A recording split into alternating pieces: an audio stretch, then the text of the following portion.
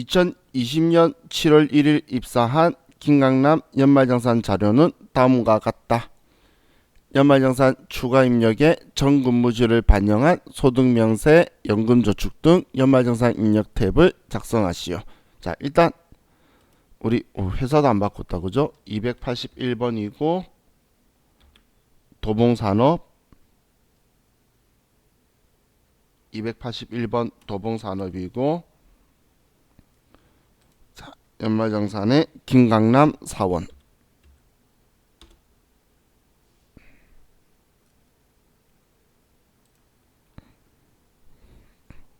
자, 그럼 이제 내용 보면 2020년 6월 말까지 다니던 직장에서 받은 근로소득 원천징수 영수증 자료를 입력하시오.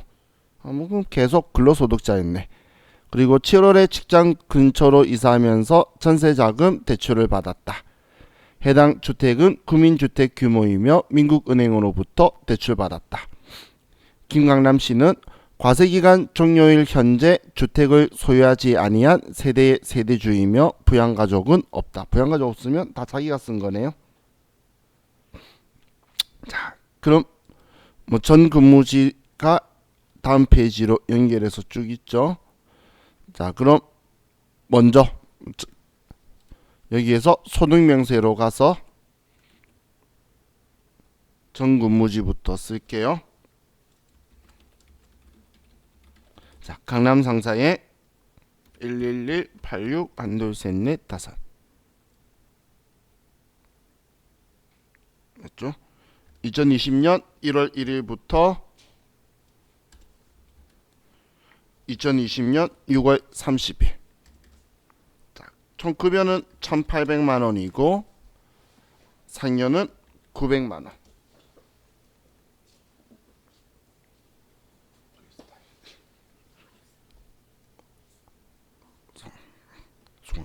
자, 다음 페이지 넘겨서, 자, 이번엔 결정세액 그리고 기납부세액, 차감징수액 어떤 금액을 쓰는 거죠?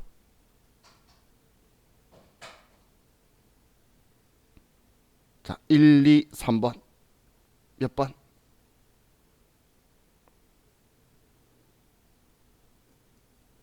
1번? 2번?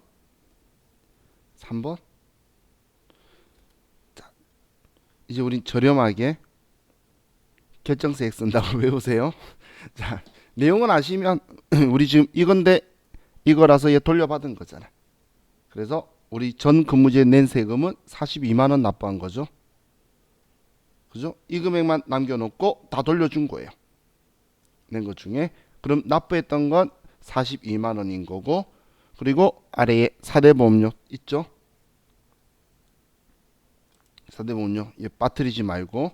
자, 이걸 먼저 쓸 거니까, 자, 아래쪽 쭉 내려서 먼저 건강보험, 장기요양보험, 고용보험, 국민연금, 그리고 기납부세액 적혀 있지만 여기 전 근무지에 내가 낸 세금은 42만 원 뿐이라는 거예요.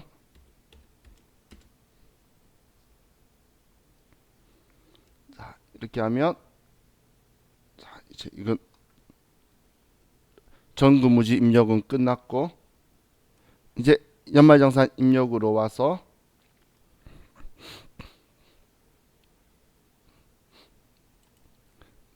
자, 연말정산 자료에서, 자, 다 본인 거예요.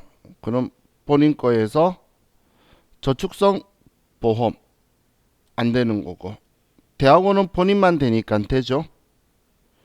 실업보정용 안경 구입 50만 원 되고, 신용카드 결제했는데 안경 구입비 포함 아래 적혀 있으니까 신경 안 쓰고 되고, 본인 질병치료비에서 350 다 될 거고, 다음 신용카드에서 안경 구입 이중공제 되니까 얘네들 다 되고, 주택차입금 원리금 상환액이죠. 그래서 이자 원금 같이 하는 거잖아. 이자 상환액이 아니죠. 원리금 상환액은 위에 대출기간 민국은행이라고 적혀 있죠. 우리 앞 페이지에서. 그래서 우리 금융기관에서 한 거예요. 대출 금융기관에서. 그리고 퇴직연금도 본인 거니까 일단 안 되는 건 얘 빼면 전부 다 되네요. 문제되는 건 없죠. 자, 그럼 위치를 보면 자, 첫 번째 보장성 보험은 여기에 54만 원.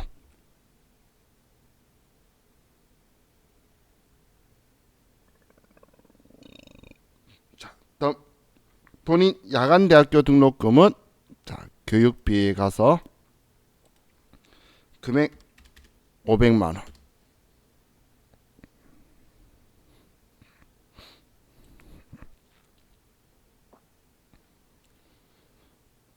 다음 의료비에서 본인 안경 질병 치료비에서 350만 원.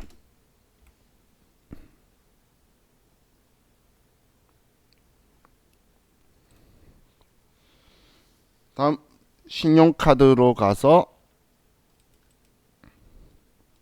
신용카드 1120만 원, 직불카드 130만 원, 현금 영수증 20만 원.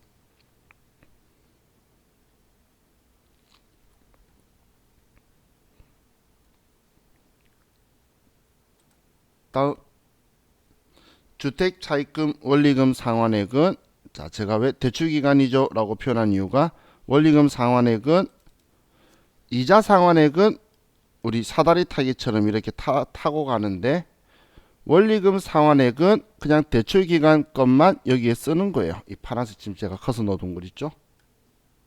그럼 얘 둘이 합쳐서 330만 원이다 라고 써주면 돼요. 원리금 상환액이 훨씬 더 편하죠. 얘는 엄청 불편해요. 이거 편 이상이 적어서 11년 이전, 12년 이후. 그럼 12년도 거는 이상하죠? 그래서 12년도 거 여기 있는데 편 이상이 적혀 있는데 얘네들이 잘못한 게 아니에요. 그 서식에 그 다음 대표는 12년도 건 여기로 들어와요. 참 편 이상하죠? 자, 다음 퇴직연금 와서 자, 지금 저처럼 이렇게 안 보이면 다른 걸 한번 클릭했다 오면 보여요. 아니면 1번이라고 누르면 되고 F1번에서 신한은행 10110 납입 금액은 120만 원이다. 이렇게 하고 연말정산 입력으로 가면 자,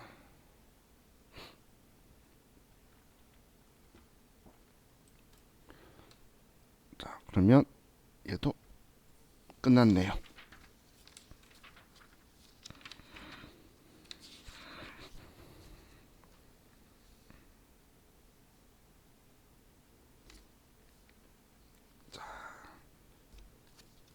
다음은 598페이지로 가서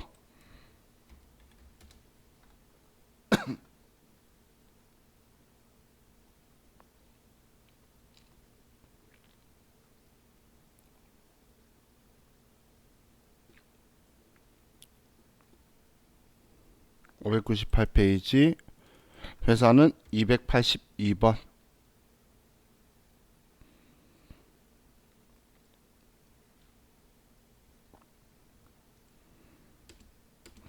598페이지 282번 이번에도 여러분이 먼저 한번 해보세요.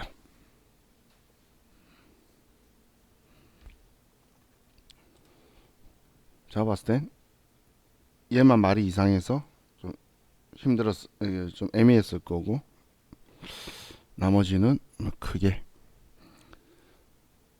자, 다음 연말정산 자료를 보고 영업직 사원 유재호의 세부담 최소화를 위한 연말정산 추가자료 입력 메뉴에 연말정산 입력 탭을 입력하시오. 다음 부양가족 소득 공제 탭은 무시할 것. 자, 그럼 추가자료에서 배우자 소득 없고 자녀 5세고 소득 없고 모친은 생계같이 하는데 부동산 임대 소득 금액이 1200만원. 그럼 사업소득 금액이 1200인 거죠. 그럼 그 65세시고 자, 주택은 국민주택 규모 1주택 소유하고 있으며 세대주 상환기간은 15년 고정금리고 주택 명의는 배우자와 공동 명의 문제없고 주택대출금은 유죄호의 명의다. 주택 취득 시점 기준 시가는 3억 5천만 원이었으며 취득 시 잔금을 대출금으로 대체하였고 근저당권이 설정되어 있다. 그 외 장기주택 저당차입금 이자 상환의 공제 요건을 충족한 것으로 본다. 열심히 읽었는데 결론적으로 공제 요건 충족한다는 이야기죠. 자, 그럼 이제 보면 본인 자동차 보험료 문제없고 배우자 거 문제없고 자녀 거 문제없고 전부 다 되네요. 그럼 200만 원 되니까 자 바로 그냥 200만 원 쓸게요. 자, 200만 원이 보장성 보험이 되고 자 다음 의료비는 자 어머니 질병치료 목적 병원비가 있는데 유재호 신용카드인데 여기 포함됐다고 언급이 되어 있네요. 그럼 나중에 따로 보고 어머니 거 이건 되고 어머니 건강증진 목적의 보약은 안 되죠. 자 배우자 라식 수술 실업 보정료 이건 당연히 되니까 일반 그 밖에 공제 대상이 들어가야 되겠죠. 그럼 의료비에서 어머니는 65세 이상 그 밖에 공제는 120만 원.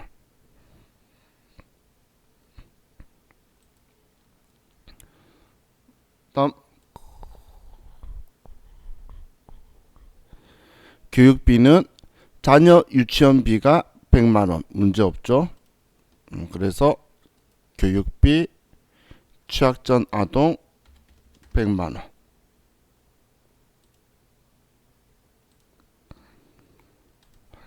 다음 본인 종교단체 기부금 100만 원. 본인 거 문제 없으니까 종교단체 당해 기부금에 100만 원 쓰고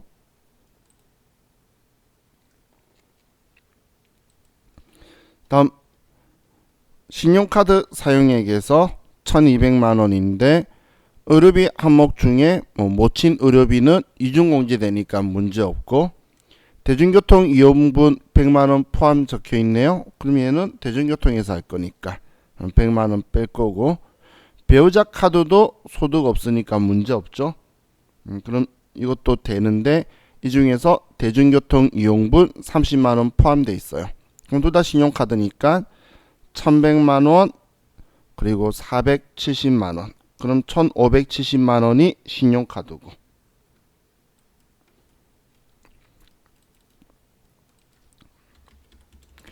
70만원이고 그죠? 그리고 대중교통은 130만원.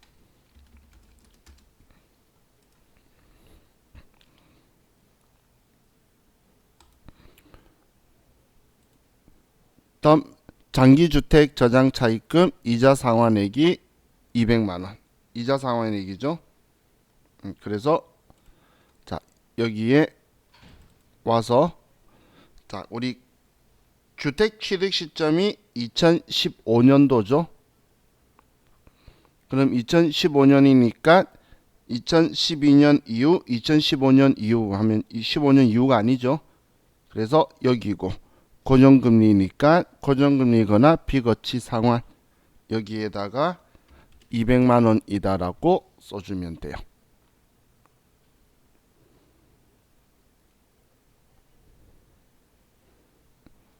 자, 이렇게 하고 확인하시면 이번 문제가 끝이 났어요. 자, 다음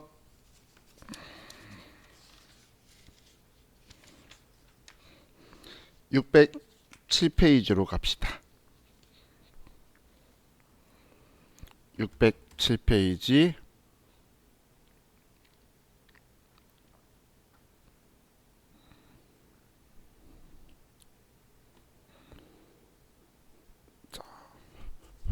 회사는 283번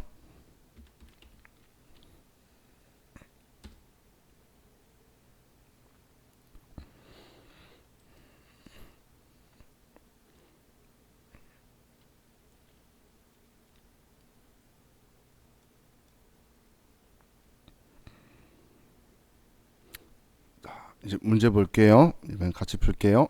자, 다음은 박세돌과 부양가족의 국세청 홈택스에서 수집한 연말정산 자료이다. 아래 자료와 연말정산 추가자료 입력 메뉴에 부양가족 소득 명세 탭을 참고하여 연말정산 입력 탭을 입력하시오. 본인 세부담 최소화되도록 적용하기로 한다. 그럼 지금 여기에는 뭐 특별한 정보가 없고, 얘는 연말정산 추가자료 입력 메뉴에 박세돌 씨의 부양가족 탭에서 이 정보들을 보고 참고하라고 했는데, 그럼 여기에서 보면 아버지가 71세신데 부라고 되어 있는 건 소득 금액이 100만원 넘으셨다는 거겠죠. 그리고 그 외 나머지들은 그러면 배우자든 자녀는 소득 금액이 없다라는 거죠. 그리고 아버지는 71세로 65세가 넘으셨어요. 자, 그럼 이걸 가지고 보면, 자, 신용카드 사용액에서 신용카드 2,500, 이 중에 자녀 영어 학원비 뭐 아래쪽에 있는 이거 이야기하는 거죠. 자, 그리고 뭐 자녀 박세희의 장애인 전용 보장성 보험, 대중교통 이용액이 있는데, 일단 보험료는 안 되죠. 신용카드 보험료는 안 된다라고 했죠. 보험료, 리스료 뭐 이런 것들은 안 되고, 그럼 자녀 영어 학원비인데, 자, 박한을 보면 이 영어 학원비가 공제받을 수 있나요? 교육비에서? 교육비에서 공제 못 받죠? 학원비 안 되잖아. 취약자 아동만 되잖아. 얘는 초등학생이잖아. 그죠? 그럼 교육비 공제 안 받은 거는 신용카드 공제 되잖아. 지금 여기서 안 되는 거는 신용카드에서는 공제가 되니까 얘는 공제될 거예요. 그리고 대중교통은 뭐 따로 쓸 거니까. 그럼 이것 가지고 보면 2,500만원에 보험료 120만원 빼고, 그리고 대중교통 50만원 빼면 2,330만원만 신용카드에다가 먼저 쓸게요. 그럼 신용카드에 2,330만원만 먼저 쓰고,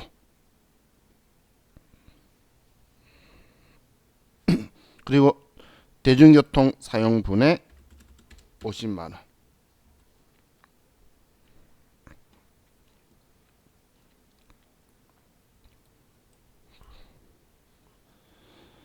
자, 다음 배우자 현금 영수증 300만원 있는데, 자, 배우자 카드 쓴 것들도 되는 건데, 자녀 박세희의 음악 학원비가 있는데, 자녀 박세희는 우리 5세 취약전 아동이에요. 그렇기 때문에 우리 박세희의 우리 음악 학원비는 이중 공제가 되고, 한약 구입비는 뭐 여기에 의료비에 한약 구입비나 이런 것들이 적혀 있을 건데, 뭐 치료 목적이든 뭐든 다 공제가 되기 때문에 신경 안 쓸 거고. 그럼 신용카드 어차피 이중 공제 되잖아. 취약자 아동 거도 그렇고 의료비도 그렇고, 그죠? 그리고 만약에 얘가 뭐 공제가 안 돼도 공제될 거고, 공제돼도 될 거니까 신경 안 쓴다는 이야기예요. 전통시장 35만원만 빼고 쓰면 되겠네요. 그러면 300만원에 35만원 빼서 현금 영수증에 265만원 쓰고, 그리고 전통시장에 35만원.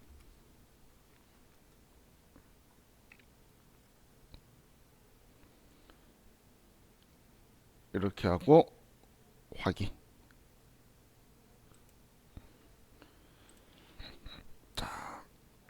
다음 보험료에서 생명보험 본인 거 문제 없고, 자녀 박하늘의 저축성 보험이라서 안 되고, 자녀 박세희의 장애인 전용 보장성 보험 120만원. 그럼 되겠죠? 그럼 우린 보험료에서 60만원, 120만원.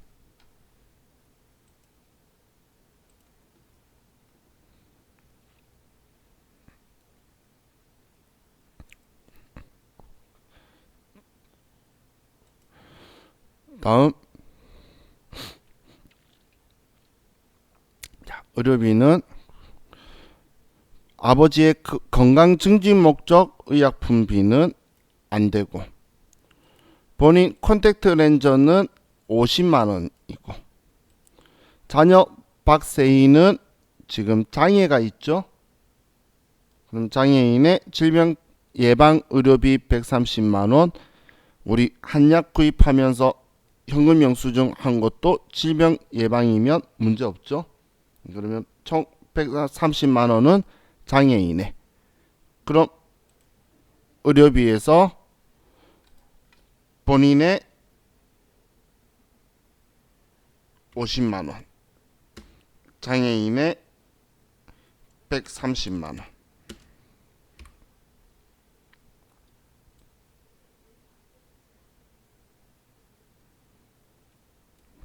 자, 다음 이제 배우자 대학교 교육비. 뭐 배우자 대학교 교육비 문제 없죠. 소득 금액 없잖아. 되고, 자녀 초등학교 수업료 320만원, 체험학습비 30만원 포함, 30만원까지 되니까 문제 없고, 자녀 박세희의 음악학원비도 문제가 없죠. 그러면 뭐 전부 다 문제 없으니까 교육비로 가서 먼저 배우자 거 대학교 500만원,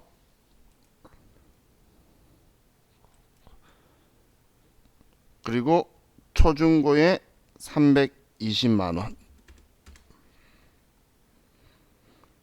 그리고 취약전 아동에 150만원.